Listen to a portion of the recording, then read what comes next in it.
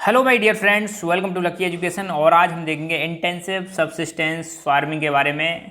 और ये हमारा लेक्चर नंबर 3 है। चैप्टर नंबर 4 एग्रीकल्चर हमारा चल रहा है। क्लास 10 की ज्योग्राफी 2 लेक्चर ऑलरेडी आ चुके हैं, तो उनको जरूर देखें। तो देखो, इंटेंसिव सबसिस्टेंस फार्मिंग में क्या होता है, ज़मीन होती है कम। ज़मीन क्या होती है, आपके पास कम होती है, और उसी ज़मीन पर इतना प्रेशर रहता है कि साल में 2-3 बार आप उस पर क्या उगा लेते हो, क्रॉप उगा लेते हो। जैसे आपने देखा होगा, इंडिया में 3 सीजन्स हैं। कितने सीजन्स हैं? 3।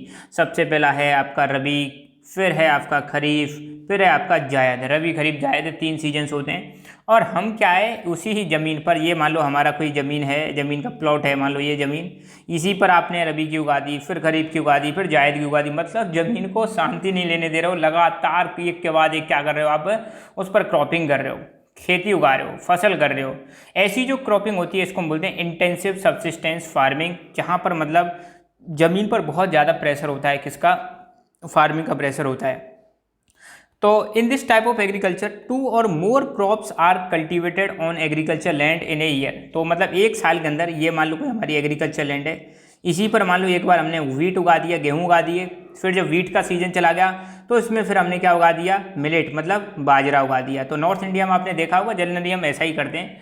एक जो खेत होता है उसमें हम क्या करते हैं, एक सीजन में एक क्रॉप उगाते हैं, दूसरे सीजन में दूसरी क्रॉप। रबी के सीजन में रबी की क्रॉप, खरीफ के सीजन में खरीफ की क्रॉप। और फिर ऐसा भी होता है, अगर आपको मैं बताऊं फॉर एग्जांपल, जैसे मान लो यही क्रॉप है, तो पहला जो रबी सीजन है, मान लो इस बार विंटर जो सीजन आया उसमें हमने किसमें उगा दिया, व्हीट। फिर दूसरा नेक्स्ट ईयर जो रबी का सीजन आएगा उसमें उगा देंगे मस्टर्ड। कई बार हम इसमें उगा देते हैं, मान लो पोटैटो, आलू उगा देते हैं। तो मतलब ऐसा नहीं है कि हर साल व्हीट ही व्हीट उगाएंगे, ऐसा भी नहीं करते, उसमें भी हम चेंज कर देते हैं। खरीफ की सीज़न जब आता है, खरीफ में इसमें जनरली नॉर्थ इंडिया की मैं बात करूं तो मिलेट, बाजरा जो होता है, बाजरा उगा देते हैं। ठीक है, मेनली बाजरा ही बहुत ज़्यादा होता है। बाकी और भी क्रॉप्स उगा सकते हैं, पर बाजरा मेनली मतलब मेन होता है, जिससे मतलब आपको क्या है, चारा भी मिल जाता है पशुओं के लिए। ठीक है, पशु जो होते हैं उनके लिए चारा मिल जाता है। तो एक साल में एक ही ज़मीन पर 2 या 2 से ज़्यादा क्रॉप्स उगाना, ये इसका फीचर है, किसका? इंटेंसिव सबसिस्टेंस फार्मिंग का फीचर है। और यही चीज़ हमें आपको इंडिया में देखने को मिलेगी। This type of farming is practised in the areas of high population pressure on the land. ये स्पेशली कहाँ पर की जाती है? ये की जाती है जहाँ पर ज़मीन पर प्रेशर बहुत ज़्यादा है। किसका प्रेशर बहुत ज़्यादा है? पॉपुलेशन का। आपने देखा होगा या सुना होगा, अपना जो नॉर्थ इंडिया है, कौन सा इंडिया बेटा? नॉर्थ इंडिया जो है, जो प्लेन वाला रीजन है, प्लेन वाले रीजन में आपको पता सबसे ज़्यादा पॉपुलेशन पाई जाती है नॉर्दर्न प्लेन्स में, जैसे उत्तर प्रदेश, बिहार है ना, वेस्ट बंगाल। तो वहाँ पर क्या, पॉपुलेशन ज़्यादा होने की वजह से, जैसे मान लो पहले मेरे पास, जस्ट इमेजिन, पहले एक व्यक्ति है, एक व्यक्ति, उसका नाम है राम। तो राम के पास थी 100 बीघे ज़मीन। कितना बीघा ज़मीन थी? 100 बीघे अकेले के पास। राम के 4 संतान हो गई। कितनी संतान हो गई? 4, ABCD। और ये खेत कितने भागों में बट गया? 4 भागों में बट गया। कितनी कितनी ज़मीन आ गई? 25, 25, 25, 25 बीघे ज़मीन आ गई। अब मान लो इन चारों के 5-5 फिर संतान हो गई। तो 1 2 3 4 5, 1 2 3 4 5 हो गए बेटा।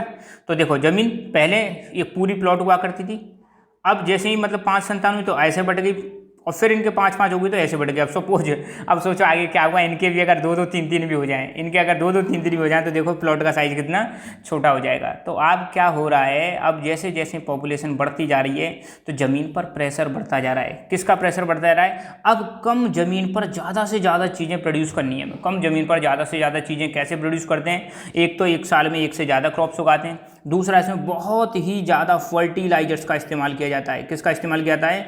फर्टिलाइजर्स का इस्तेमाल किया जाता है। इसके अलावा इसमें हाई यील्डिंग वैरायटी क्रॉप्स उगाई जाती हैं, जिनसे ज़्यादा यील्ड निकल सके, ज़्यादा उत्पादन हो सके, ज़्यादा अनाज निकल सके, ये उगाया जाता है। पेस्टिसाइड्स का इस्तेमाल किया जाता है।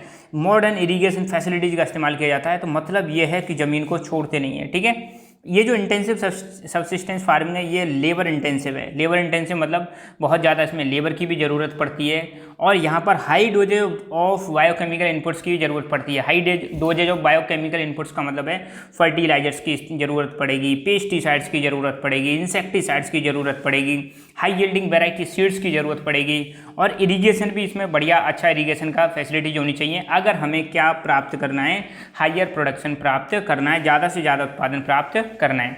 अब समस्या क्या भैया? समस्या ये है, though the right of inheritance leading to division of land among successive generations has rendered land holding size uneconomical. The farmer continue to take maximum output from the limited land in the absence of alternative source of livelihood.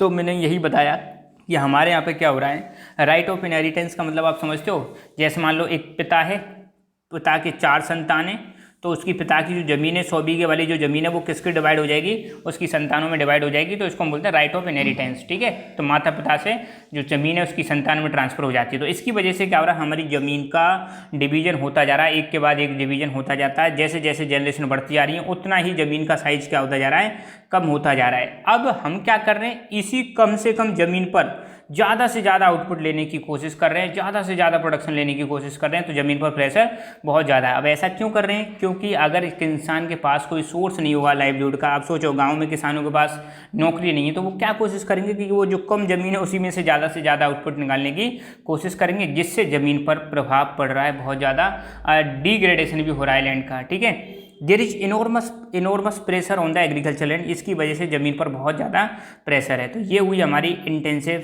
Subsistence farming. तो mainly चीज़ यही रखना कि इसमें क्या देखने को मिल रहा है, ज़मीन का साइज़ कम होता है, उसी कम साइज में से ज़्यादा प्रोडक्शन निकालने की कोशिश की जाती है। हाँ, लेबर इंटेंसिव है, ये लेबर की ज़्यादा ज़रूरत पड़ती है, इवन इसमें पैसा भी लगता है, इसमें बहुत ज़्यादा हाई यील्डिंग वैरायटी सीड्स चाहिए, फर्टिलाइजर्स चाहिए, पेस्टिसाइड्स चाहिए। ठीक है, इनकी ज़रूरत पड़ती है। और कहाँ पर की जाती है ये, जहाँ पर पॉपुलेशन बहुत ज़्यादा होती है वहाँ पर आपको ये इंटेंसिव सब्सिस्टेंस फार्मिंग देखने को मिलेगी। So thank you so much, keep learning, keep enjoying and God bless you all.